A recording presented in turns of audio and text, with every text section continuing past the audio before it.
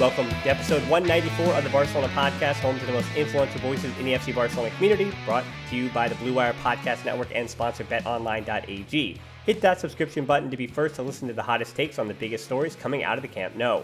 I'm Dan Hilton, and I am again joined by Francesc Tomas, Barca columnist, featured on ESPN, Barca Blog, and many others. But today, Francesc and I have the pleasure of being joined by three major important figures in the United States Penya system, if you will. It is Eric Vidal from Los Angeles Penya, Victor Valencheck from the Houston Penya, and Will Haas from the Austin Penya. So I want to say hello to Victor, Eric, and Will, and ask you guys how you doing, how you're holding up right now in Houston, LA, and Will. So we'll go in order, at least how I see it on my screen. So Victor, Eric, Will, in that order. All right. Hey, guys. Nice to be here. Victor from the Houston Culés. Honestly, just probably like everyone else, just a little stir crazy and bored and looking for a little social interaction. And so this is great. Great to see these guys. Great to see you, Dan. Happy to be here. Hey, Dan. Things are going good in LA. We're all still on lockdown, more or less, and we're ready to kind of have the season start to ramp back up so we can start hanging out together, whether it'll be digitally or physically. We'll kind of see what the future brings, but we're excited to have Barca back. Hey Dan, this is Will in Austin. Yeah, same sentiments from the other guys, but we're getting there. Things hopefully are turning around. Just trying to keep our group positive and everything. And it's exciting to have the season to hopefully talk about again. I know a bunch of us suddenly become closet Bundesliga fans, but just really hoping Barca gets back in 2 weeks. And we got goofy transfer rumors if nothing else, so we'll live on that for now. Well, we will hit those transfer rumors later on in the show, but I want to start with the news that you were alluding to, Will, that the Spanish Prime Minister this week has said that Liga can resume from June 8th on, though that doesn't mean the Liga will start on that day. More likely, it'll start sometime between June 11th and June 18th. So, for me personally, what a birthday present that would be, being the 11th of June, to have everything come back. But, my luck, it'll be Real Madrid on the 11th, and I'll have to wait for the 12th or 13th for Barca Mallorca. But anyway, the good news is that we could see La Liga returning. And I would just say, from what you guys have seen and the process has gone along, what have you seen from the Bundesliga that you think is going to translate over to the Liga and the situation that Barca is going to be heading into? I'm actually, guys, going to let Francesc go first on this one to throw you the prompt. All right, okay. I just think that, as we said last week, it's all about football coming back. First things first, I think it is crucial that everyone who needs a test gets a test around the whole world. But obviously, we do know that money speaks more than anything else. And it is clear that La Liga, Bundesliga, Premier League eventually have put the entertainment first. We all have personal opinions about that. But from a sort of selfish sporting perspective, it is great that Barca are coming back. It is great that La Liga will be able to survive as a result. And I'm intrigued to see what our Penya members have to say about that. So, just talking about, what's coming up. I'm a little bit, if they would have just, called the season and gave Barca the championship, of course, I would have been selfishly happy with that. And for the sheer fact, just from a safety perspective, because I want everybody to be safe, I would have been completely okay if we would have just picked back up and started the season when it was supposed to start for the next season. I do understand the, why La Liga and the money and everything around it and why they want to get things back. So there's lots of great arguments about how, bringing football back to the people who've been so deprived of any type of social and sport interaction and again, just giving something back of some kind of normality. So as long as they're doing this and everything goes smoothly, then I'm super excited about it. I think it's still going to be an odd experience listening to the ball crack as hard as, we've heard it in Bundesliga. You just hear how hard that ball hits. That's about the only thing you hear, and the players shouting, and it's going to be an odd experience. But again, I'm excited. I'm excited for what's going to be here in the short few weeks. Yeah, I'm excited as well. I think as long as we can return safely, I think it'll be a good experience for people to be able to have something to escape. I think you can see how important it was to people to have football back and have some sense of normality with the Bundesliga. I'm a little concerned about how many games they're going to be playing in such a short amount of time coming back from rest. I think that's probably my main concern, that and the testing. So it's player safety from testing all the way through to how we're going to manage, what was it, football every day for 35 days. Granted, that's not going to be us every single day, but that's a lot of football. That's a lot of football that normally when we hit that, we're in mid-season form, or we've had a warm-up period. So no warm-up coming into La Liga, and then having so many games so close together is really I think one of the big concerns that I have about the whole situation. And then having that transfer window kind of looming over players while the whole thing's going on. I think it's a really weird situation. It's going to be weird it's going to feel weird in the stadium. I remember the October 1st when there was the Catalan independence vote and they still held the game in the Camp Nou, how eerie that sounded. And every time I think of the Camp Nou and closed doors, that's what I think of. So thinking of having that again on repeat is just a little strange to me. But I think overall, if they can manage it well and they can keep players safe, this will probably be something good for Culés all across the world who've been on lockdown for a really long time now. Eric, do you think that Barca are ready to play a game every 3 days, given how poor, because you cannot really call it any other way, how poor we were in the last couple of matches before the break? Obviously, we had a lot of time to rest, but do you think Barca are ready to challenge Madrid in the next, say, 11 games if they play every 72 hours? What do you think? Physically, probably as well as any of the teams, right? We're all coming in very cold, and the ability to compete with the other teams will really come down to how well the team prepared and managed their time during the lockdown.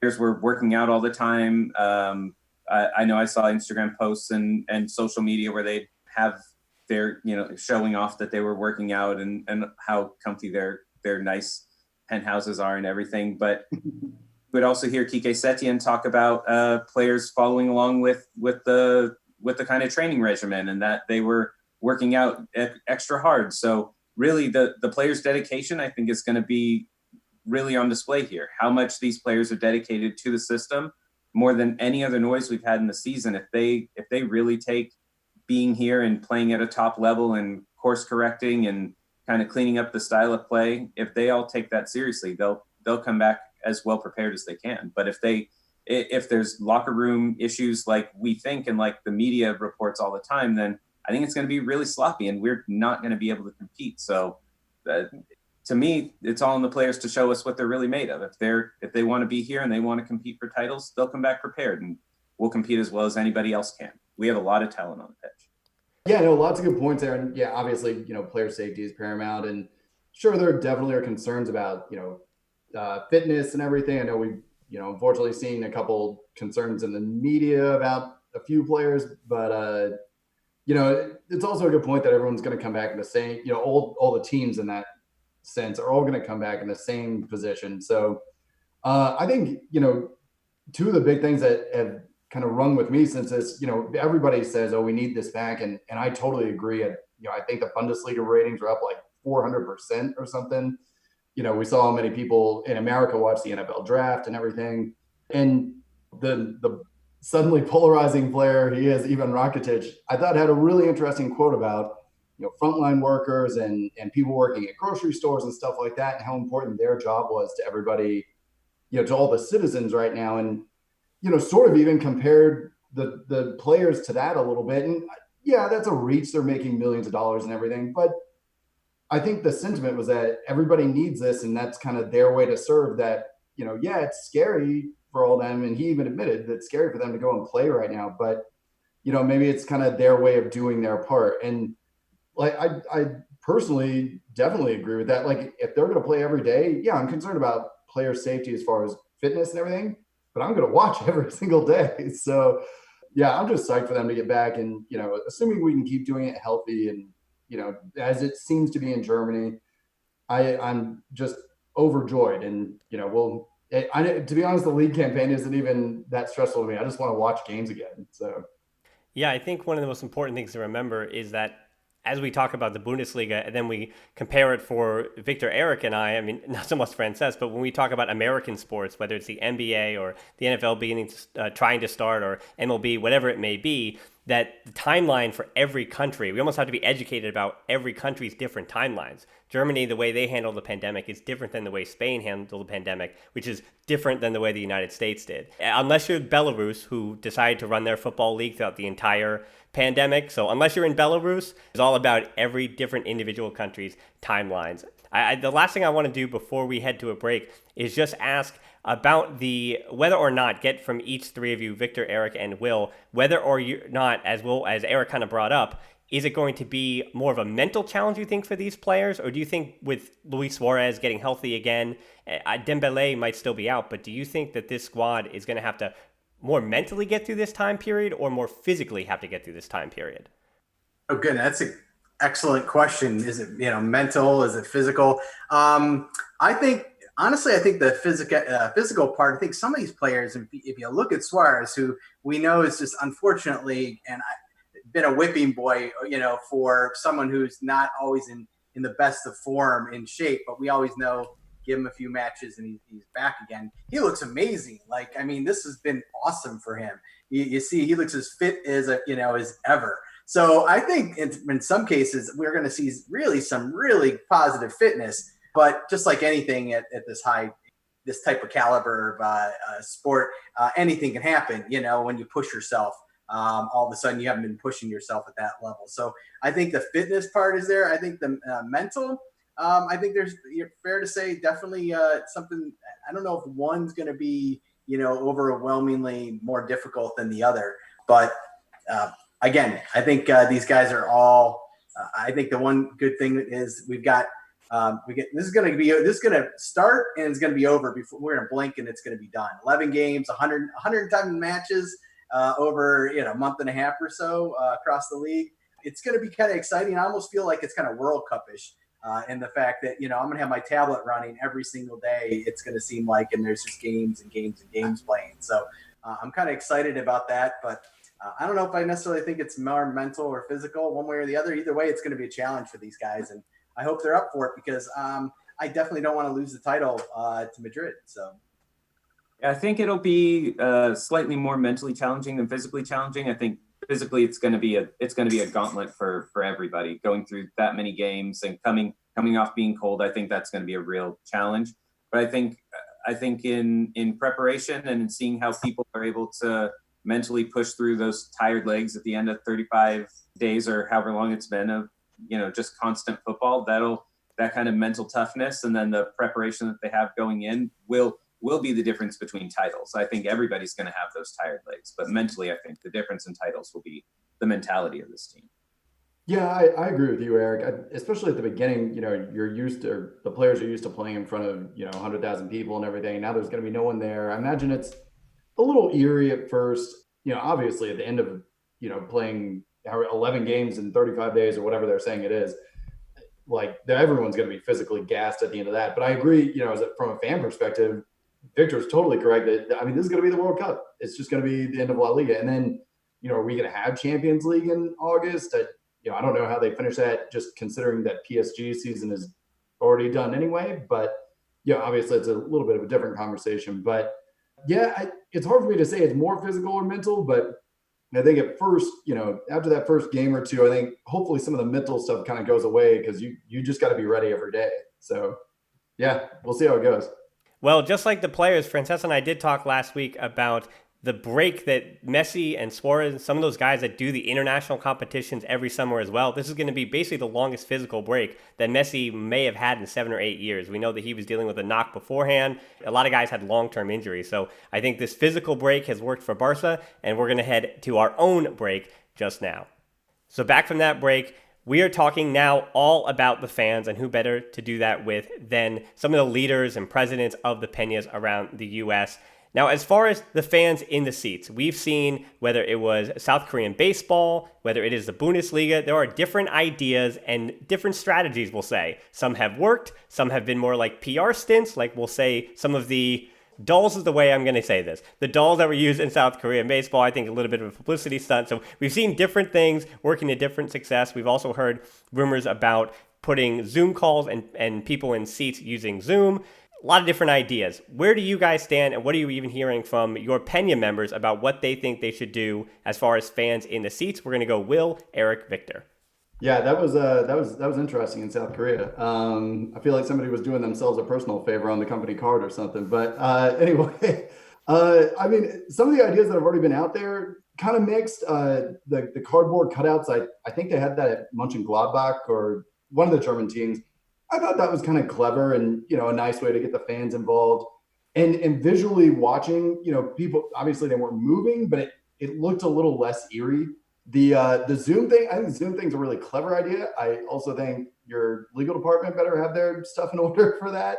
But it's a clever idea. I personally, from a on broadcast viewer, the fake crowd noise this weekend, I thought it was kind of weird. I know a lot of people liked it. It wasn't weird that it was there. It was weird when they showed the stands and then there's no one there and you're kind of like, where is this coming from? But yeah, I think there's more room for more creativity with this. A bunch of our members, when we've spoken about it, have said, why don't they play at the training facilities or something?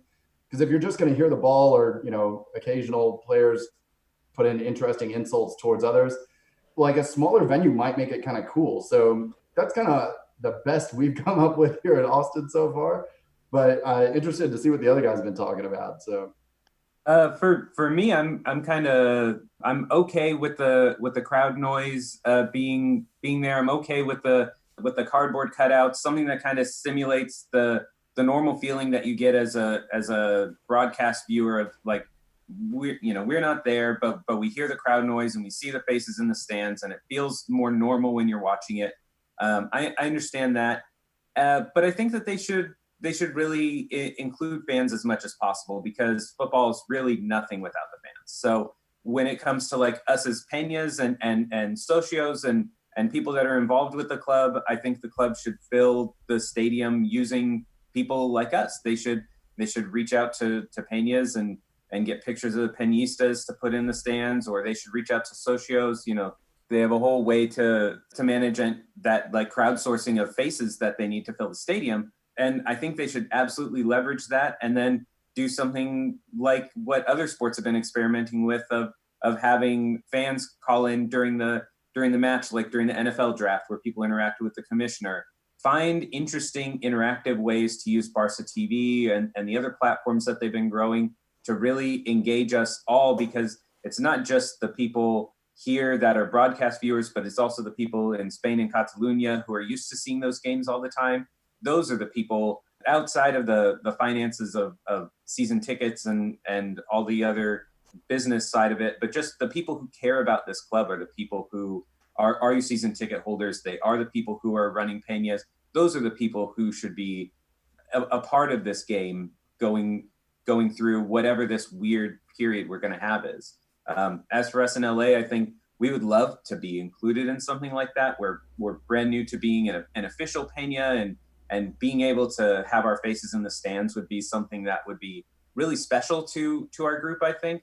I don't know how likely that is. I know there's a sponsor or something that is collecting pictures to put cardboard cutouts in the stadium. So I don't know how much of a chance any socios or fans have that are really committed to the club. But stuff like that, I think should go through the fans, and it would mean a lot to groups like ours. Yeah, I look at this. I look at I don't look at it. I think there's an opportunity to be creative here, whether it's the cutouts or the dolls or whatever it is. I think what I saw was kind of interesting and sparked my interest. I think it was the Bayern match this weekend. There's your normal like board of advertising on the bottom, right? That's all of like, but they had like a second tier board. So it was like double the height, and they had like a lot of T-Mobile advertising, and it had faces on the digital board. It was like the second tier up. I'm like, and it just sparked my interest. I'm like, they could be creative. Maybe they can get some even bigger screens that span the entire backdrop that they could then digitally represent fans, whatever on there, so that at least from when we're watching the match, visually that backdrop gives us a different experience. So is it fake?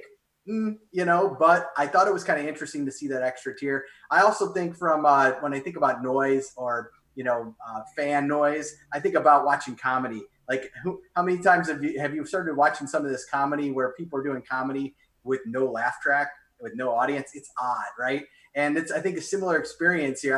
I'm okay. Put some noise in there and perfect the sound so it's not too soft, not too loud or overly. If we can do it for comedy, we can do it for a stadium. And someone just needs to spend a little time and energy being creative at engineering that. We have been talking a little bit about the players and being motivated and the fans, but we do want to talk about, as Eric mentioned at the start, that looming transfer window. Now, I don't even think we're completely certain as to when that start date will officially begin, because the Bundesliga started several weeks before Spain, and Spain might even start a few weeks before the Premier League. We're not really sure. So I think how they handle the transfer window, and by they I mean FIFA and basically all the different agreement from these different federations, is going to be a big part of that. What we do know will happen during this transfer window is that Bayern won't be activating Philippe Coutinho's purchase option. So I was thinking a lot this week how the transfer window is going to be a lot like a set of dominoes. And I think for Barca that Philippe Coutinho was probably the first domino in terms of what he's worth and what Barca might be able to do in the transfer window. How do you guys feel about what Coutinho's future could be at Barca now looking forward if Bayern don't want to take that option? Or where do you think that Barca now can take their transfer window if Coutinho winds up not being able to be sold? We'll go Will, Eric, Victor. Yeah, me and a couple other guys in our Penya here in Austin were talking about that the other day. And you're right, he's a very interesting figure in all this because, the guy when he's on is still a fabulous player, but when he's off, he played really well at the beginning of his campaign with Bayern and then just kind of disappeared. I know then he got injured and everything. As far as him staying or going, it's hard to say. I don't know what the determining factor is with that. Is it Setien, and can he find him a place, and does he want him to stay? Is Setien staying? And then beyond that, if you can find a buyer, somebody that wants to take a chance on him, whether it's back in the Premier League or a PSG or whoever, or maybe in a swap deal, if you're trying to get Lautaro Martinez, is Inter interested? Is that fair to you if you're Barca? This transfer window is so hard to predict. And now we have a pandemic. Like before this Barcelona transfer window was going to be nutty. And now, when's it going to start? How long is it going to last? Who's going to move? But yeah, I think Coutinho if a team is optimistic about him, his value is probably the highest of anyone you realistically would sell right now. But yeah, I just don't. Does somebody want him? Do we want him? Do we not? There's so many other questions. It's hard for me to answer that. We all know a couple players that we think are, kind of 1 foot out the door or, halfway to being shoved out the door. But, then who can we buy too? Is the market going to be massively deflated? And so no one has any money and we don't have any money and we can't buy or, can barely buy anyone. It's going to be fascinating. I guess interested to see what the other guys say. It's just such a hard question to encapsulate in one quick shot. So yeah, I don't know. Let's see. What do you think, Eric? I think a lot of our guys in LA have kind of run out of patience with players like Coutinho and Dembele. They've had chances after chances. They've started more minutes than they probably deserved when they weren't in form, and it cost us games. And I think we've lost a lot of faith in players like him and his ability to return to the form that we bought him at. So I think it's probably split on whether he should definitely for sure go, but I think everybody's beyond frustrated with him. I think that it really will just come down to the economics of the transfer window. I think to Will's point that his value probably is as high as it's going to get right now because it's just deteriorating all the time. He has his spells of good runs and we get optimistic of, if this is the Coutinho we get back, then we'll be in good shape. And then he has another, who knows how many runs of games that are just awful. I think that if we don't have enough players coming in, or we have players that are definitely on their way out, Coutinho is still, at his best, a world-class player that would be valuable to have around in a pinch. And this situation would be a pinch. So if we had to keep him, I wouldn't be heartbroken about it. But if we could find a buyer for him and we could bring in some fresh blood that'll help our team be more competitive, then we should absolutely get rid of him for whatever that asking price is. But, if our backs are against a wall and we have to keep him, then he'll be part of our team and I'll root for him. Fine. But we better start severing with some of those players that have just burned bridges opportunity after opportunity. Yeah, I think the only thing I'll add on there is that I think a lot of this is going to come down to, yes, definitely the money. If in fact he ends up back with us, then I think the big onus of this is on Setien. I mean, he needs to figure out how to make him work within the squad.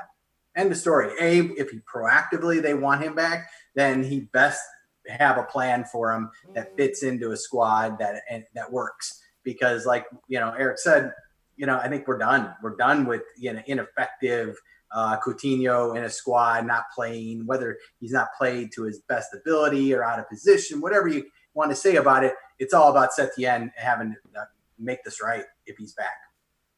I do respect all the different points, and you probably made them all. I think for me, as I wrote in Barca blog this week, it all comes down to how much of a loss can Barca actually take. If you think about it, once Neymar left, we got 220 million euros, and we, in a way, wasted it. Perspective and experience tells us we actually wasted it in buying Dembélé, then Coutinho, and then finally Griezmann, which, debatably is the best one out of the three. And if Barca can actually take a loss, I would say from 75% upwards, I would personally take the loss in terms of selling Coutinho on, but anything less than that, I would just keep the player. But then the point here is, if you keep the player, you're keeping the player with his wage. And then can Barca actually afford Coutinho's wage plus Messi, Suarez, Griezmann, etc., Busquets, Alba, Piqué, and all of those, and then actually bring world-class forwards, for example, Neymar, for example, Lautaro?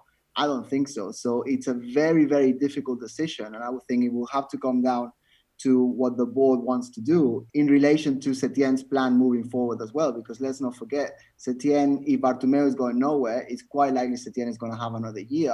And I think he should certainly have a say. It's a very tricky position, especially because Barca don't really have enough money to go and sort of buy anyone outright. And I really do hope the board get it right. Because let's face it, they haven't really, over the last 2-3 years, got many of these key decisions as well as we all expected. Yeah, Francesc, I think the forgotten man in all of what I keep seeing, hearing, and reading about Barca over these last few weeks is Antoine Griezmann. As much as we talk about Neymar and Lautaro coming in, or Luis Suarez and Dembélé returning, and we always are talking about Messi, I think Antoine Griezmann, when it comes to that forward line, is really the forgotten man. And Barca bought him for a ton of money. So he is expected to do something, or this or next summer, we're going to be talking about him the exact same way we're talking about Coutinho this year. And he is, we'll say he's in his late 20s, going to be 30 next year. So we'll see if he can kind of figure things out. And maybe this break was also good for him. And the relationship between he and Setien and Messi and Suarez, now that they are teammates, I wonder if that has continued to evolve as well. Well, the other question I have for you guys, we have been talking a lot about Lautaro Martinez, obviously, on the show. And I can't imagine that many of you are excited about all those Pjanic from Juventus rumors. So I want to ask each of you, we're going to go Victor, Eric, Will on this one. Other than Lautaro Martinez, give me a name of a player that either you or your Penyas are discussing as somebody that they think is a transfer target this window. I'll be honest, I'm going to let the other guys handle this. I have done everything I can to try to avoid getting, they're just popping up, you get the Mundo Deportivo and you get the Sport and the newspapers. And I'm like, it's just the flavor of the day when it comes to players that are about to make it to Barcelona. I'm like, I'll be honest, I can't be bothered sometimes. I'm like, I got to turn that off. So if my guys are talking about it, I think I've ignored it. So I'm probably the wrong person to answer that. But Eric, Will, what do you got? Anybody you guys love out there? I'm kind of in the same boat as Victor. I got to a point this season where there were just too many rumors. Most of them seemed made up. And I'm at the point now where it's just put up or shut up. Get to the transfer window and give me a good player and make sure that they can deliver, because we've been burned too many times. I'm not really I've kind of like cut out some of the more banter stuff, so I'm not really sure who our Peñas rumor mill is excited about right now, but me personally, I'm just kind of, I'm ready for the board to just show me that they can make a good signing. I personally don't really care who that name is. It just better deliver. I definitely mirror y'all's sentiment to a degree. A big part of it is that, again, let's put the pandemic thing to the side just because it massively complicates things in an already massively complicated situation for Barca. I think I've gotten so disappointed by some of our other signings that at this point I'm trying to emotionally remove myself from it so I don't get all excited about somebody. There are players that we've talked about within our Penya that I have been a little bit more plugged into it. One of our first line workers, Dr. Menon, he works in the ER here in town. He wants Lautaro Martinez. I think he has a man crush on him that his wife should be concerned about. So because he's had a rough go lately, let's bring in Lautaro to make my boy happy. But no, really, the Pjanic thing, I don't know. If we get rid of some of what we are calling dead weight, then I think he's still a decent player. He wouldn't be on my list of first 90 choices probably, but he'd probably make the top 100. Not that that's saying a whole lot. I saw some rumor that said maybe Matthijs de Ligt. I can't believe he would leave Juventus right now, but if we're not going to keep Todibo, I would be over the mountaintops for him. But I'm with y'all. It's just at this point, I don't want to get emotionally involved and excited about anyone because I don't believe it. And then I get stressed out about the finances of the club and everything. So it's a hard question to answer, but if Lautaro Martinez came, I would be delighted. And who else? There's debates about who else we need. Is Semedo going to leave? I like Emerson. I like Serginho Dest. It's I know the Dest and Emerson thing's kind of polarizing in our group. A lot of people want Dest just because he's American. I love him also, but I like the Emerson guy and he's cheaper. So I think it's just hard to get into it. It's hard to get excited right now because there's all the uncertainty, and to bring the pandemic back in, all the uncertainty associated with that. So it'll be interesting. It'll be fun. Hopefully it'll be fun. It should be fun at this point, right? So. Right. I've been making up a shopping list while you were all talking because I realized you were on the fence. But you can't say Neymar though. We want to hear your list, but you're not allowed to say Neymar. Okay, go ahead. Okay, Neymar, I will buy. Is that what you meant? You wanted me to start with him, yeah? Right. I will buy Neymar, Lautaro, Dest, and then promote Ricky Puig, give Pedri loads of minutes. Alanya comes back and plays. Cucurella is bought back. Iñaki Penya is promoted. And then to fund all that, I would sell Neto, Semedo. I know this is controversial, but if you're going to keep Sergio Roberto, which we are going to do, let's face it, Semedo goes. Dembele, Griezmann, Coutinho, out, sold for a profit. Todibo, also sold. Unfortunately, Dan, don't cry. And Junior Firpo has to go too. That's my shopping list. Well, this week I had that YouTube video for another La Masia player who's maybe going to leave, another center back. But yeah, for Todibo, it's not so much that I think Todibo is this awesome, terrific player, but I've said before, if Ronald Araujo can improve, he's supposed to be promoted. So you can actually add him to your list because he's going to be in the first team next year unless Barca go out and splash money they don't have on another center back. But it looks like it will be Araujo as basically the backup right back or the right center back next season. So yeah, we'll have to see how the transfer window continues to go, and obviously Francesc and I will keep talking about that. So I was glad to hear from our Penyes about what they think of the transfer windows, but most importantly, Francesc and I had you guys on today because we want to hear about how you guys are doing and how your Penyes are doing. I know you guys are locked into not only speaking for, and it's a difficult task to do, I'm asking you from Houston, LA, and Austin to almost speak for the rest of the Penyes in the U.S. until we get them on the show. But I want to hear about how Houston, LA, and Austin are doing, whether that's you personally dealing with the pandemic or just your Penya family in general. And Will, I was really delighted to hear about the ER doctor, especially you let me know about that a few weeks ago too. So we want to not only shout out to him, thank him and all of our other essential workers for all the work they do. I mean, just listening to our podcast is the least that we could possibly do in making it to deliver that to them. So he wants Lautaro Martinez. We want Lautaro Martinez. So let's get that done. But yeah, I want to hear about how the Penyes are doing. So Will, why don't you go first about how Austin is and just basically the scene in Austin? Yeah, thanks, Dan. Yeah, we actually, we noticed this before all this started. We actually have a insanely disproportionate number of medical workers in our Penya. We have 2 ER doctors, dentists and everything, but they're still doing what they do. We've got several nurses. radiologist. So and they're all doing well. Everyone's healthy. We've been very lucky that that I know of, we haven't had anyone get sick within our Penya in general, and certainly no one in the close group, none like not even extended family members or anything. So everyone's ready to get out. Things are getting easier going here in Austin and in Texas in general, but it's still, everyone's got to be cautious and responsible and everything. We've been talking about if and when the season comes back, how can we meet up? Can we meet up? Should we meet up? And a lot of those decisions won't be for us to make, but it's stuff that we're kind of planning on, and it's exciting to even talk about it, even if nothing materializes.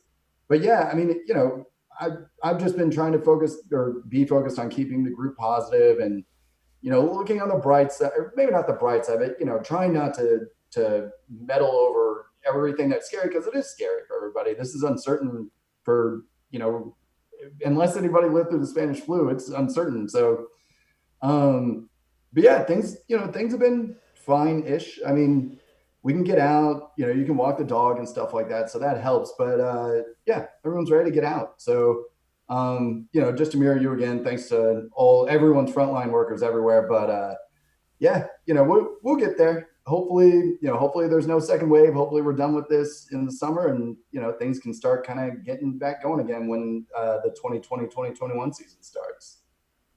Yeah, in LA, things have been pretty locked down. We've had one of the more strict lockdowns here in the country. So all of our Peñistas that are here in LA are, doing their best right now. We've got a good amount of members that are either in the medical professions or just kind of frontline workers and are essential employees. So it's been really important to us as leaders of the Penya to make sure that everybody can just get through this situation and take care of themselves first, and then we can talk about the Penya after.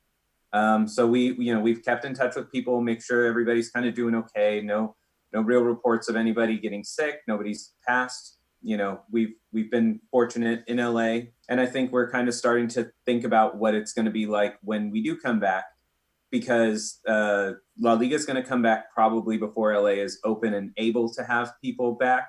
And when we do come back, it'll be probably some kind of hybrid. It's going to be people able to come back as they're comfortable, and we'll do our best to provide a safe environment with our bar and whatever the city sets out and whatever we personally feel comfortable with. So even if some things aren't mandatory for the city, we probably will require things like face coverings and making sure we have, hand sanitizer all over the place, and just do whatever we can as an organization to keep our members safe.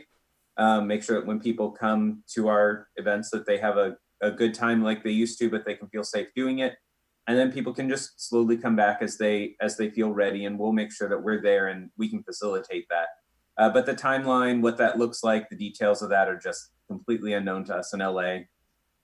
Once we kind of get past that period and we know what coming back looks like, I think we all are very anxious to get back to the community and figure out what we can do as a member of Los Angeles, the community, to give to people who were not as fortunate in making it through the pandemic. So first was taking care of members, making sure everybody's healthy and safe, and make sure everybody kind of does whatever they need to do to make it through. And now that we're starting to see what the other side might look like, now is the time to really kind of think about what we want to do, who we saw as a group that we think we can give our time and energy and money to, whatever that's going to look like. I don't know what we can do in person, so it may be charitable donations, but we will give to the city and we'll come together as a group. But we'll kind of wait until LA is nice and open a little bit more before we cross that bridge. But we're in constant contact trying to piece together what that is.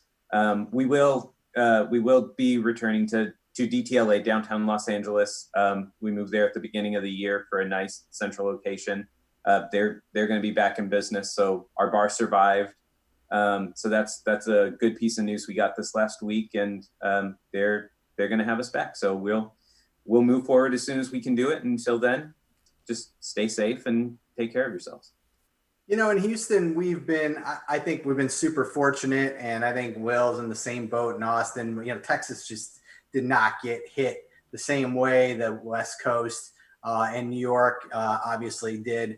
And so with that, we're already at a stage right now where our bar, they're already open. They're back open again, 25% capacity for bars, 50% for restaurants. By the time the match is, again, I don't know what phase we'll be in by the time, we're talking the 11th or 12th by the time the match starts. So a lot of things have just happened with this announcement, with the June 8th week announcement by the Spanish Federation that we can, the football is back. There's a lot of chatter. My guys out there are already chattering, getting excited about trying to, what does that mean? The good news is, again, we've been fortunate, haven't had any reported deaths that we're aware of from the group. I have heard of some people who had some cases, but they recovered. But beyond that, again, I'm very fortunate here in Houston. So now the wheels are in motion, like quick. I'm doing things right now to try to get some merch together, some, maybe some of those gaiters that you can, have that cover your face and mouth. So I'm working on maybe some designs to place some orders to have something available, right, for the people who want to go to the bar. Also, I'm going to be working immediately with the bar now that we have the announcement to try to start figuring out, what does that look like? What are they willing to do? I'm sure they want to see us come back in. But again, what does that look like? So a lot of unknowns right now. But some of the things that our people we're trying to do right now, we have an initiative going on right now. It's actually food for the front line. So I don't know how many folks are actually frontline in our group specifically, but we are trying to help out our frontline folks. So one of our board members, Rosemary, came up with this idea. She's like, hey, let's get some meals together and let's take them over to some hospital ward and some identified spots. And so the donations are starting to come in. That's good. Every $10 is a meal. We're directly going to our front line, which is really cool. Good news on that is we're actually helping out not only the front line, but we're helping out our own bar, which is still trying to recover from being down. Is they're the ones in their kitchen is going to be the ones that are actually going to be packing up the meal. So we're helping out our bar by giving the business money their way, and we're helping out the front line. So again, if anybody out there hears and wants to help out, HoustonCulés.com and hit the go to our shop tab and you can donate there. So again, we're excited about doing that. So that's keeping me a little busy right now. I just want to say that as soon as this program is over, we're going to go to the Houston Culés website and we're going to make a donation on behalf of the bot. I think that what Houston are doing, but so are LA, Austin, obviously New York City as well, that came on the board a couple of weeks back. I think that what you're all doing is remarkable. And we certainly will contribute if we can, which obviously we can in this situation. As someone who was born in Barcelona, I think that the love for what really is just a football club. It's just 11 guys kicking a football around, and it's just uniting us all around the world. And obviously in the situation that we're in, everyone sort of contributing, pulling together. And, just the fact that we're all talking from all different parts around the world is just fantastic that we've got this love for this club that unites the world and makes everything better. And I'm just honored to have had you on the pod today. And not just that, just for everything you do on a weekly basis. It actually, my hats go off to you. And I know that Dan's hats go off to you too. You'll be able to find all the information from these three down in the description or the show notes, wherever you're listening or even watching this on YouTube. You'll find this there. So I also want to thank you guys again and reiterate the sentiments that you guys have all mentioned, that from all over the United States and all over the world, there is a reminder, I think, in this time that prior to the pandemic, I think we were all stuck on Twitter or all stuck on Facebook and a lot of negativity. But this whole thing has reminded us that whether it's the essential workers in our Penyas or in other Penyas or Barca fans, that we are Barca fans, but we're also people who are working hard and trying to be together. And I really appreciate the sentiments that you've all mentioned in just your three cities. And there's so much other work going on with all the Penyas around the world. So most importantly, I want to thank the three of you for not only your efforts for what you're doing outside of this call, but also just coming on to the Barcelona podcast again, making your return for a few times. I think this is number 3 for either all of you or number 2 for Will. Yeah, 3 for Eric, 3 for Will, and 3 for Victor, or 2 or 3 for Victor at least. So I want to appreciate you guys again thank you for coming on to the show. And I want to thank our listeners for tuning in again. You can tap in your app and check out the show notes to subscribe. You can find us on social media. We're on Twitter at the Barcelona Pod or at HiltonD13 for me. But all the information for these three and their Penyas down in that description in the show notes. We're also on Instagram, as are all of these fine gentlemen and their Penyas.